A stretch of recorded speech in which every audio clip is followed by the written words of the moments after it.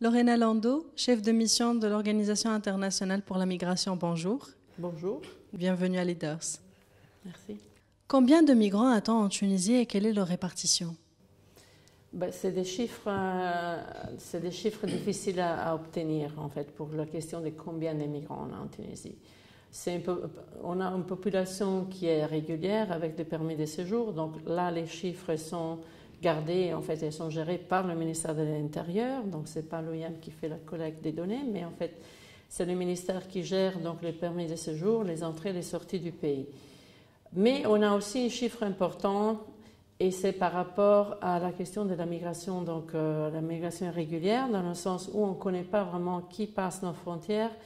On peut souvent savoir qui arrive sur le territoire, mais au moment du séjour, on ne sait pas si on va rester plus loin de la date, disons, qu'on a en tant que permis de séjour, de visa. On peut penser, par exemple, un exemple récent, c'est par rapport aux migrants, au sauvetage en mer. Donc la Tunisie s'applique certainement pour sauver aussi des vies. C'est qu'on voit, donc le grand mouvement va vers l'Europe, mais il y a quand même des bateaux qui sont aussi sauvés, et des gens qui sont rescapés en mer, rescapés de la mer par les autorités ou par les pêcheurs tunisiens. On sait qui arrive, ils sont tous enregistrés, mais au moment qu'ils sont sur le territoire, il y en a à peu près 60% de personnes qui disent « moi je veux rentrer au pays » et c'est là où l'OIM aussi intervient pour les soutenir dans leur retour volontaire vers le pays d'origine, mais d'autres qui décident de ne pas rentrer au pays et qui n'ont pas un permis pour rester en Tunisie. Et on ne sait pas si ces personnes rentrent en Libye d'une façon ou l'autre ou s'ils sont sur le territoire. Et donc, on ne connaît pas leur répartition exacte dans le pays? Non, on peut savoir quelques nationalités plus d'autres. On a aussi ce qui est la mobilité du Maghreb, donc c'est un peu le Schengen nord-africain, mais en fait, en même temps, ce n'est pas systématique et tout le monde va s'enregistrer pour dire voilà, je suis là et je reste. Donc, une carte de séjour qui est présente. Donc, ça, c'est aussi quelque chose que peut-être les Libyens, il y a une mobilité importante des Libyens en Tunisie vers la Tunisie. Et donc, les chiffres qu'on a, j'imagine que vous avez entendu aussi, les chiffres changent beaucoup. On a des chiffres qui vont entre les 200 000 des fois, mais j'ai écouté jusqu'à 2 millions de Libyens en Tunisie. Encore là, c'est des chiffres qui sont basés sur l'entrée et la sortie, mais quel est le nombre de personnes qui sont permanents en Tunisie? Ce sont des chiffres qu'on n'a pas. Ceux qui sont restés à la Choucha, vous avez les chiffres de 2011? Donc c'est vrai qu'en 2011, on a un influx important, très important. Donc la Tunisie a ouvert ses portes justement pour assister dans la fuite donc, des violences en Libye. Et on a eu à peu près 800 000, entre 800 000 et 1 million de personnes qui sont rentrées dans le pays dans un très bref délai. Une grande partie, l'OIM, mais pas seulement, chaque ambassade, chaque pays, un nombre de pays importants ont aussi soutenu leurs propres citoyens à rejoindre la capitale, leur pays d'origine. L'OIM a à peu près assisté 180 000 personnes dans ce sens. Ce qui s'est passé, c'est qu'à Choucha sont restés les gens qui ne pouvaient pas, pour des questions de conflits dans le pays d'origine, ne pouvaient pas rentrer chez eux. Et on avait à peu près une population de 4 500 personnes. Et ces 4 500 personnes demandeurs d'asile, donc d'une protection internationale, ont déjà reconnu en tant que réfugiés. Et il y en a, à ce jour, il y en a 3 800 qui ont été accueillis en tant que réfugiés, donc une personne qui ne peut pas rentrer chez lui et cherche donc un pays d'accueil. Et il y a 16 pays qui ont en fait répondu à cette demande, appel de l'ACR, donc ce sont les collègues de l'autre commissariat aux réfugiés, pour les accueillir dans leur pays. Et dans ce contexte, il y en a 3 800 qui sont déjà partis. Il y en a à peu près 300 qui sont des réfugiés qui sont, disons, pour une intégration nationale ici en Tunisie. Et il y avait aussi 300 personnes qui sont par contre des personnes qui n'ont pas obtenu leur statut de réfugiés. Et ces gens-là, ce sont des gens qui sont restés en Tunisie, au camp de Choucha, et qu'aujourd'hui, il y a encore quelques chiffres, quelques-uns. On parle d'à peu près une quarantaine de personnes qui sont à Choucha, qui officiellement est fermée en juin 2013. Est-ce que vous pouvez nous expliquer la différence entre le HCR et l'OIM? D'accord. L'OIM, donc c'est l'Organisation internationale pour la migration, et s'occupe des migrants. Alors, on peut dire en disant en 2 mots qu'un migrant peut être aussi un réfugié, dans le sens c'est une personne qui quitte sa maison, mais les raisons pour lesquelles qu'il laisse son propre pays, donc passe la frontière nationale pour un besoin de protection internationale.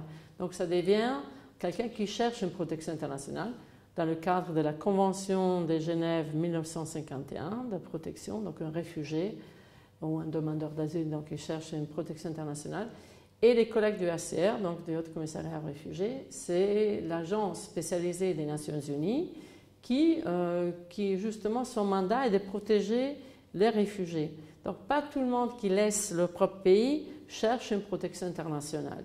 Par contre, la raison pour laquelle on laisse notre pays, ça peut être des raisons très valables. Au niveau, donc on fuit la pauvreté la plus difficile, on cherche de rejoindre de la famille qui se trouve dans un autre pays. Et par contre, ceux qui fuient la guerre, donc en ces cas, on peut penser bien aux Syriens, donc ils ne peuvent pas rentrer au pays aujourd'hui. Et la plupart des Syriens se retrouvent dans les pays limitrophes. Donc on a la Turquie, on a la Jordanie, on a le Liban. Et parmi ces 3 pays, ils ont déjà plus de 4 millions de réfugiés. Et là, c'est des réfugiés. Ce n'est pas quelqu'un qui juste cherche quelque chose de différent à l'étranger ou veut améliorer sa vie, donner plus d'opportunités à ses enfants. Et donc, disons, souvent, on parle plus de migrants économiques. Quelle est la contribution de l'OIM pour soutenir la Tunisie et venir en aide aux migrants? En Tunisie, on est présent en Tunisie depuis 2001. Je dirais que depuis 2011, le travail a aussi élargi beaucoup. Donc, on a du travail qui va de l'assistance technique aux différents ministères, mais on travaille aussi dans ce qui est la création d'emplois, d'offrir des opportunités. On travaille avec la société civile. On a aussi donc on a 2-3 programmes qui sont pour nous très importants et très innovants, où en fait la Tunisie est parmi des pays qui a pris cette décision aussi, par exemple, de ce qu'on parle de mainstreaming de la migration. Donc comment est-ce qu'on inclut la migration dans la planification, dans les programmes de planification de la Tunisie. Et là, c'est un travail, quand on regarde ça, c'est vrai que la Tunisie n'est pas logée chez un ministère toute seule, mais en fait, elle a des impacts sur nombreux ministères. On regarde la migration, est-ce qu'on parle donc des Tunisiens qui veulent partir à l'étranger, donc une migration de travail. On regarde le travail des Tunisiennes à l'étranger et leur contribution au développement du pays, donc ce qu'on parle de la diaspora, leur intervention sur la diaspora. On regarde ce qui est les étrangers en Tunisie. On regarde la question des migrants tunisiens qui reviennent au pays. Donc là aussi, il y a un projet important de retour des Tunisiens et qui donc c'est la création d'emplois, la création des micro-entreprises avec les migrants de retour. On travaille aussi sur ce qui est justement les compétences, le renforcement des compétences ou sensibiliser sur la migration. Par exemple, cette semaine, on a fait la première école d'été sur la migration et ça a permis à des étudiants, des masters ou des doctorants, aussi que des fonctionnaires publics et aussi des gens de la société civile, donc des participants, des intervenants de la société civile, à faire toute une semaine de travail sur la migration. Quand on parle de migration, on parle statistiques, chiffres, qu'est-ce qu'on a, qu'est-ce qu'on connaît, qu'est-ce qu'on ne connaît pas, protection, la mobilité, la migration et développement. Donc il y a beaucoup de volets différents et c'était une semaine où il y a l'échange entre personnes, experts de la migration, internationaux, régionaux et nationaux, avec des gens qui travaillent sur sur la thématique de la migration aussi. Mais aussi ça, on l'a fait à la demande du ministère des Affaires sociales. Donc c'était un projet qu'on a soutenu on a fait ensemble, en spécifique avec l'INTES. Et c'était pour fournir donc des nouvelles idées ou plus de compétences sur ce qui est la migration. Parmi les étudiants des masters, il y aura 5 bourses qui seront données justement pour des projets de recherche qui touchent la migration. Mais on a d'autres choses, par exemple aussi ce qui est la protection des migrants, et on soutient ce qui est toute la lutte contre la traite des personnes. Vous savez qu'on a aussi en ce moment, on est content de voir qu'il y a le projet des lois qu'on a accompagné dans l'élaboration et l'évaluation aussi. Et maintenant, c'est à l'ARP, donc on espère qu'avant la fin d'année, c'est aussi cette loi ça va protéger, ça va donner plus une loi nationale pour la gestion de ce qui est la protection de la victime de la traite et en même temps ce qui est le travail à faire à niveau législatif pour ceux qui sont les trafiquants et les passeurs. Donc ce sont des volets aussi, donc ça touche le migrant même, la personne individu, mais aussi au niveau des institutions. On a un organisme intergouvernemental, donc avec 158 États membres, et voilà dans ce sens qu'il y a aussi la Tunisie depuis 1999. Il y a quand même des cas, des traites aussi en Tunisie, donc on n'est pas immune à ça. Et l'idée d'avoir une voie nationale, ça permettra à tous les différents intervenants dans ce parcours de pouvoir aussi agir. Donc on n'est pas à chercher, disons, le protocole international qu'on a signé, mais dire dans ma législation nationale, j'ai ça. La Tunisie a-t-elle proposé des cartes de séjour et de nationalité pour les migrants de longue date installés en Tunisie? Est-ce que vous avez l'information? Malheureusement, la carte de séjour, en fait, disons que pour la Tunisie, est basée sur le permis de travail. Alors, dans l'aspect où on dit que la Tunisie a énormément de chômage, est-ce qu'on est en mesure de donner des cartes de permis de travail à des étrangers?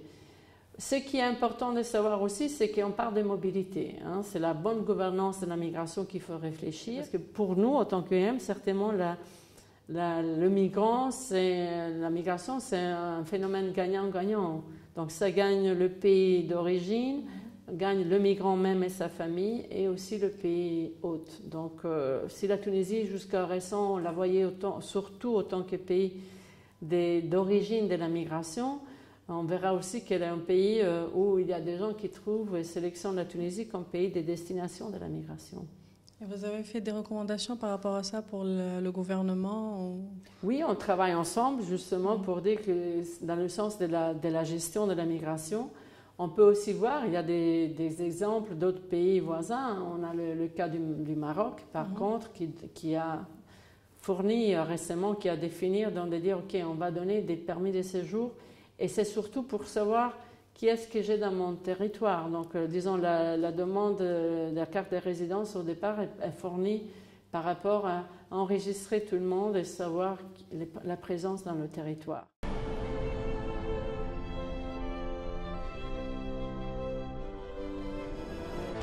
Leaders.